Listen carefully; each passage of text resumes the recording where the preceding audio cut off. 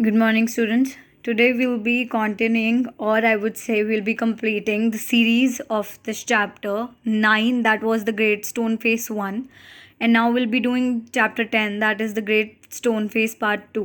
तो आज आपकी ये स्टोरी जो है, जो हमारी लास्ट टाइम 9th चैप्टर था आपका, वो पार्ट 1 था इसी का, वो आज कंप्लीट होगा. एंड टेक्निकली आप कह सकते हो कि आपका कॉम्प्रिहेंशन 3rd है, बट इसको हम कंसीडर नहीं करेंगे क्योंकि इट्स द सेम स्टोरी जो कंटिन्यू होने वाली है. ठीक है, तो बेसिक स्टोरी का आपको आइडिया है. अगर नहीं है सो गो वॉच द वीडियोस और तुम लोग को बेसिक आइडिया मिल जाएगा चैप्टर 9 का. And then only you can read this and will be doing the question answers. Alright, so before you read, और इसको भी मैं उसी तरीके से पढ़ाऊँगी, प्रेफर करूँगी basically that I will almost complete हम यहाँ तक इसे पूरा रीड करेंगे. Okay, and then I'll explain it to you. Then we'll read it till the end and I'll explain it to you. So, let's go. Before you read, many years passed. Ernest was now a man of middle age. To his neighbors who never suspected that he was anything more than an ordinary and familiar face, he was only a humble and hardworking, though thoughtful person. But what about the old prophecy? Was it ever fulfilled? Let us read and find out. तो ये बता रहे हैं कि जो Ernest, जो छोटा सा बच्चा था, जो हमने 9th चैप्टर में बिल्कुल स्टोरी की स्टार्टिंग में पढ़ा था, वो अब एक बहुत ग्रोन अप मैन हो चुका है, काफ़ी मिडल एज में आ चुका है. मिडल एज एज इन उसकी 20 मतलब 25 to 35 की बीच की एज हो चुकी है. अब जो उसके नेबर्स थे वो उसे कुछ ज़्यादा खास नहीं समझते. वो समझते हैं कि वो एक ऑर्डिनरी इंसान है जिसको हम पहले से जानते हैं, देखा हुआ सा चेहरा है जिसका, और जो बहुत हम्बल है. हम्बल मतलब वो थोड़ा ग्राउंडेड होना. जब आप एक बहुत अच्छे इंसान होते हो, दूसरों की हेल्प करने वाले, मेहनती है, हार्ड वर्किंग है, सोचने वाला इंसान है.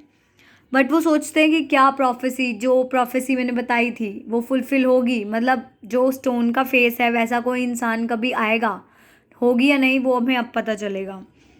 The years hurried on and brought white hairs upon the head of Ernest and made wrinkles across his forehead and furrows in his cheeks. He was an old man, but not in vain, and he had grown old, more numerous than the white hairs on his head were the wise thoughts in his mind. The Ernest had ceased to be obscure, unsought for, undesired, had come to fame with so many seek. He had become famous beyond the limits of the valley. College professors and even the active men of cities came from far to see and converse with Ernest, and he received them with gentle sincerity, and spoke freely with them of whatever came uppermost or lay the deepest in his heart of their own.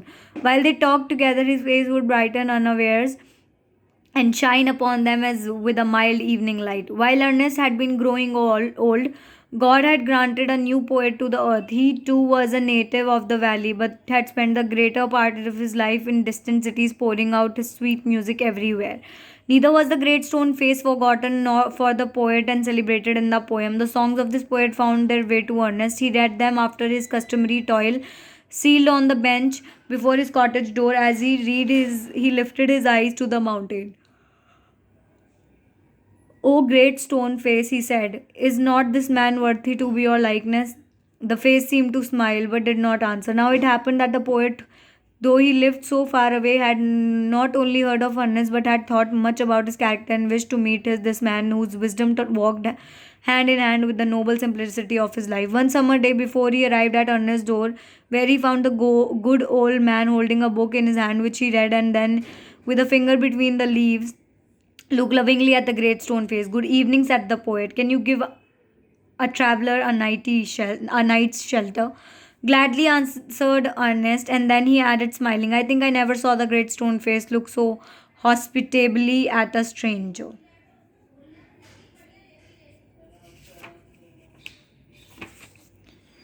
The poet sat down beside him, and he and Ernest talked together. Never before had the poet talked with a man like Ernest, so wise and gentle and kind. Ernest, on the other hand, was moved by living images flung out of the poet's mind. As Ernest listened to the poet, he imagined that the great stone face was bending forward to listen to. He gazed into the poet's eyes. तो basically अभी starting में क्या बताया है कि Ernest जो है ना बुढ़ा हो गया है, उसके बाल सफ़ेद होने लगे हैं, उसके गालों पे झुर्रियाँ आ गई हैं, आंखें थोड़ी झुक गई हैं, और ऐसा ही नहीं है, उसने धीरे धीरे विजडम, मतलब होता है आपकी लाइफ की एक्सपीरियंसेस, जैसे जैसे आप बूढ़े होते हो, ओल्ड होते जाते हो ना, आपको लाइफ में समझदारी आती जाती है, मच्योर होते हो, आपके एक्सपीरियंसेस बढ़ते जाते हैं। This is what happens with him. Ernest के साथ भी यही चीज़ें होती है। और उसका वो इतना काइंड और इतना मतलब काइंड मतलब इतना दयालु, इतना अच्छा इंसान होता है, उसका उसका दिल इतना साफ होता है।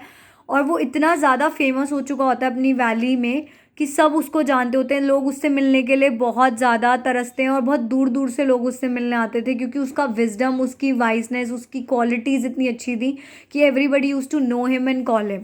सो एक बार क्या होता है, एक पोएट है जो जैसे जैसे अर्नेस्ट बूढ़ा हो रहा था, वो पोएट जो है धीरे धीरे बढ़ रहा था। वो पोएट कभी भी वहाँ नहीं रहा, वो आसपास के जगहों में रहा है।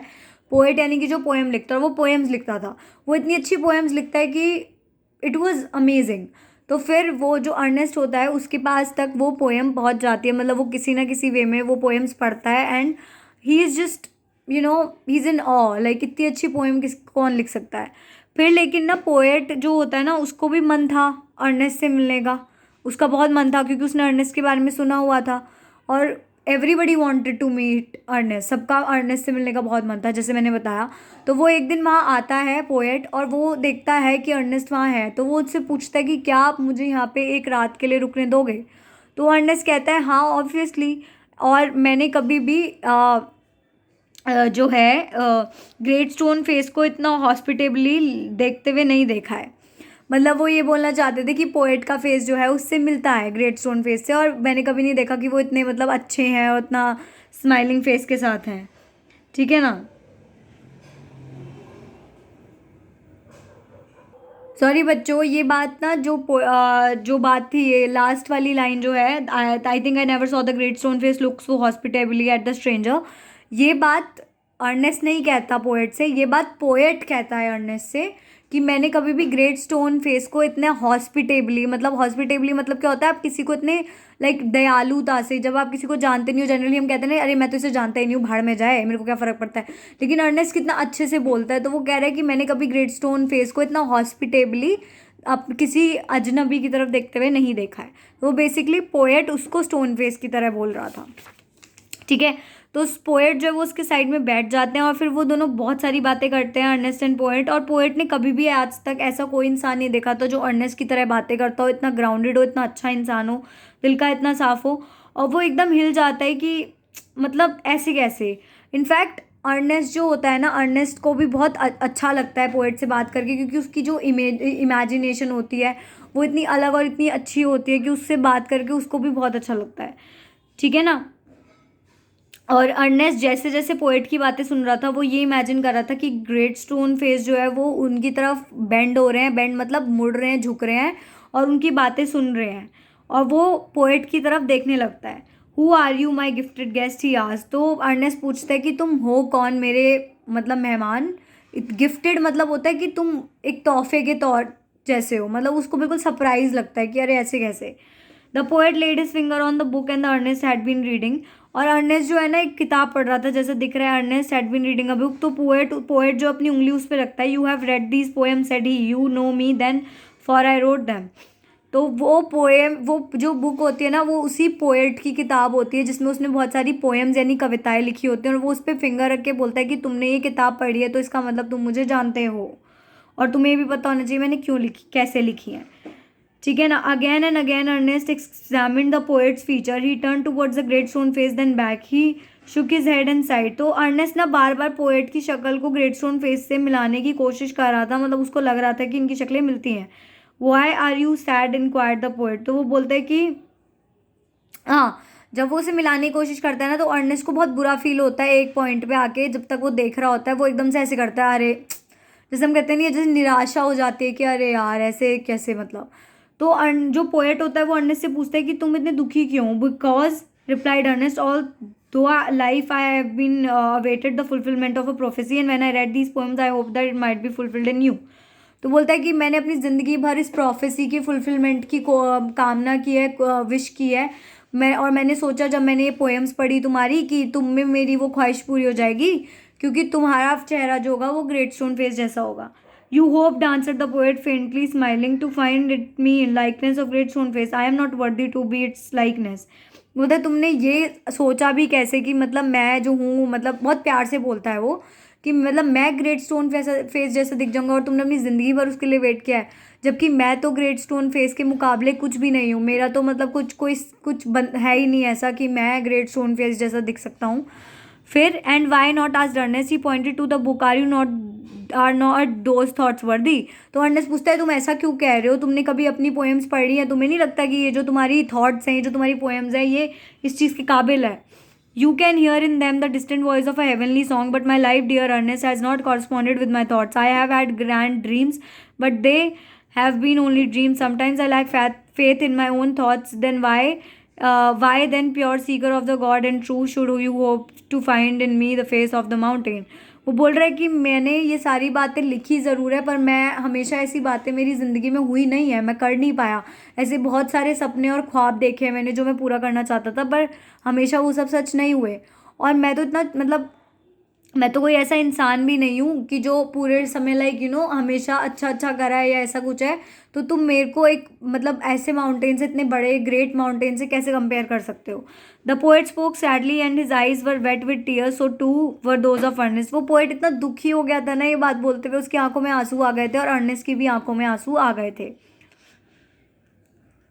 At the hour of sunset, as had long been his custom, Ernest was to speak to a group of neighbors in the open air. Together, he and the poet went to the meeting place arm in arm, from where could be seen the great stone face. तो इस time हो गया था sunset का, मतलब सूरज के ढलने का, और इस टाइम पे अर्नेस्ट हमेशा जाके ये छोटी सी मीटिंग लेता था, लोगों के साथ बैठता था, और इसीलिए वो जो पोएट है वो भी उसके साथ गया, और वो जो है ग्रेट स्टोन फेस की तरफ देखने लग गए थे। Ernest threw a look of familiar kindness upon around upon his audience, he began to speak to the people what was in his heart and mind. His words had power because they agreed with his thoughts, and his thoughts had reality and depth because they harmonized with the life which he had always lived. It was not mere breath that the preacher uttered, they were the word of life. A life of good deeds and selfless love was melted into them. ठीक है, the poet as he listened felt that the life and character of Ernest were a nobler strain of poetry than he had ever written. His eyes filled with tears, and he said to himself that never was there so worthy a sage as that mild, sweet, thoughtful face with the glory of white hair diffused about it. मतलब जो Ernest है ना, वो इतनी अच्छी बातें करता है, इतनी मतलब दिल से बोलता है, अपना पूरा दिल खोल के रख देता है, इतनी अच्छे अच्छे शब्द बोलता है, इतनी अच्छी अच्छी बातें सिखाता है लोगों को कि लोग भी ना ऐसे हैरान हो जाते हैं। और जो पोएट होता है ना, वो तो कहता है कि मैंने जितनी भी पोएम्स लिखी है, मैंने आज तक ऐसी बातें, ऐसी चीज़ें कभी नहीं सुनी है, ना मैं कभी शायद सोच पाऊँगा। इस आदमी जो थोड़ा बूढ़ा हो चुका है, जिसके सर पे सफ़ेद बाल हैं, वो इतनी अच्छी थिंकिंग, इतनी अच्छी मेंटालिटी कैसे रख सकता है। वो इतना इतना नोबल, इतना काइंड, इतना दयालु, इतना साफ दिल का कोई इंसान कैसे हो सकता है। At a distance but clearly to be seen, high up the golden light of the setting sun appeared the great stone face with white mist around it, like the white hairs around the brow of the Ernest. At this moment, Ernest's face took on an expression so grand that the poet was moved to throw his arms up and shout, "Behold, behold, Ernest is himself the likeness of the great stone face." मतलब एक distance के बाद जब sunset हो रहा था ना, तो उसकी जो होता है ना, तुमने देखा सनसेट होता है तो अगर पेड़ भी आ गया तो उसके पीछे से ऐसे रेज निकलती है, मतलब जैसे हम कोई भी देखो, कोई भी लाइट है, उसके आगे अगर तुम कोई पेंसिल भी रख दोगे ना, तो वो पीछे से, पेंसिल के पीछे से ना किरणें निकलती हैं। तो वैसे ही क्या हुआ कि सूरज की किरणें जो हैं उस माउंटेन के पीछे से आई, और ऐसा लगने लग गया कि जैसे अर्नेस्ट के बाल और उसके ऊपर का हिस्सा जो है वो ग्रेट स्टोन फेस जैसा है। तो उतने में पोएट ने उसकी तरफ देखा और वो इतना हैरान हो गया, और वो एकदम से बोलता है, रुको रुको, ये तो खुद ही मतलब ग्रेट स्टोन फेस जैसी शक्ल है। मतलब वो बोलना चाहता है कि अर्नेस्ट ही अपने आप में ग्रेट स्टोन फेस जैसा दिखता है। ठीक है, then all the people looked and saw that what the poet said was true. ये देखो, ये ऐसा हो गया था, वहाँ पे बादल आ गए थे, पीछे से सूरज की किरण आ गई थी, और अर्नेस्ट ये था। तो अर्नेस्ट जैसा दिख रहा है ना ये ग्रेट माउंटेन फेस। तो लोग बोलते हैं, लोगों ने भी देखा और वो एकदम से कहते हैं, हाँ पोएट सही कह रहा है। The prophecy was fulfilled, but Ernest having finished what he had to say took the poet's arm and walk slowly homeward, still hoping that some wiser and better man than himself would by appear bearing a resemblance to the great stone face. तो ये बातें सुन के Ernest तो चुप ही रहता है, but उसको वो ना फिर घर जाने वापस लगता है पोएट के साथ, और वो मन मन में ये सोचता है कि ये प्रोफेसी मतलब जो है असलियत में फुलफिल हो, और मेरे से भी ज़्यादा कोई बहुत ज़्यादा अच्छा इंसान जो है आए और मतलब उसमें उसको ये चीज़ दिखे, मतलब ये ग्रेट स्टोन फेस जैसा वो दिखता हो। तो बेसिकली बेटा अर्नेस्ट इतना हम्बल होता है कि उसको ये तक रियलाइज़ नहीं होता कि उसकी शक्ल ही जो है वो मिलती है। और कहीं ना कहीं ग्रेट स्टोन फेस से ये लोग ये कहना चाहते थे कि जो भी इंसान वाइज है, काइंड है और जितना अच्छा दिखता है, मतलब जितना अच्छा दिखता है नहीं, जितना अच्छा उसका दिल है, जितना वो साफ दिल का है, वही कोई भी इंसान जो है ग्रेट स्टोन फेस है। और अर्नेस्ट अपने आप में ही ग्रेट स्टोन फेस जैसा ही दिखता था। तो प्रोफेसी फुलफिल हुई थी। Okay, this is what this chapter tells you about. I hope you guys liked it. बहुत ईजी और बहुत प्यारा सा, सिंपल सा, छोटा सा चैप्टर है ये वाला। और हमने 9 चैप्टर कर लिया था, तो आपको 9, 10 साथ में पढ़ के इनके क्वेश्चन आंसर्स करने हैं। Question answers you will get by tomorrow. और आप ये चैप्टर एक बार रीड करना और समझने की कोशिश करना। वैसे मैंने पूरा समझा दिया है, सो आई होप तुम्हें स्टोरी समझ आ जाएगी। Thank you.